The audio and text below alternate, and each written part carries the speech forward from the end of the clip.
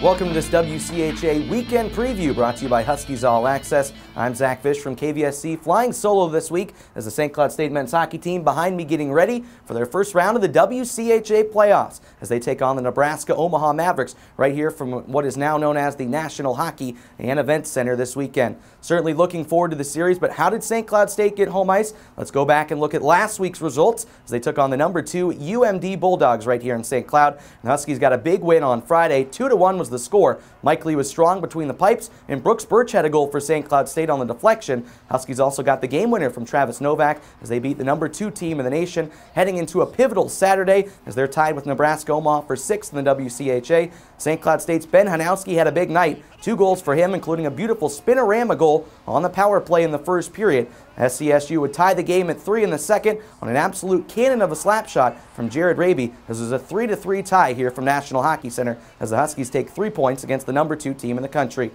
And taking a look at how it all played out with the WCHA standings, for the first time since 2007, Minnesota finishes first, but you take a look at the middle of the pack, St. Cloud State, thanks to some help from Denver, who sweeps Nebraska Omaha, finishes 6th with 28 points, right ahead of Nebraska Omaha, who finishes 7th with 26. So St. Cloud State earns home ice in the WCHA. You can see how all the pairings will shake out as Duluth finishes 2nd, right behind the Minnesota Golden Gophers. Best of 3 series between the 6th-seeded St. Cloud State University Huskies and the 7th-seeded UNO Mavericks right here at the NHC, and let's look at how these two teams match up going into this series. St. Cloud State, Ben Hanowski leads the way for the Huskies. A strong weekend once again, 39 points on the year for Big Ben. He continues to put pucks in the back of the net with 20 goals. On the other side of things, Matt White for UNO, 40 points on the season. He'll have to be contained if St. Cloud State wants to have success. Taking a look at the goaltenders, well, kind of hands up in the air as far as who's going to be between the pipes for Omaha. 3 good netminders.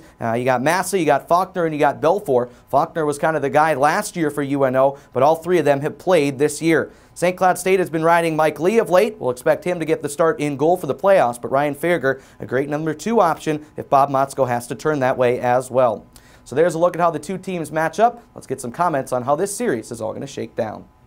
We've had a lot of close games against them. I think every game we've had has either been a 1-goal game or has gone to overtime and been a tie. So, we're right there with them. It's just about doing that one extra thing or not having that one extra turnover. So, we just got to be sharp this weekend, and it should be a good series. Tickets for this big WCHA playoff series, a great deal. Only $12 for any seat in the house, so come out and support your Huskies. Very own head coach Bob Motzko is actually on a local TV spot running right now promoting this game. Let's take a look.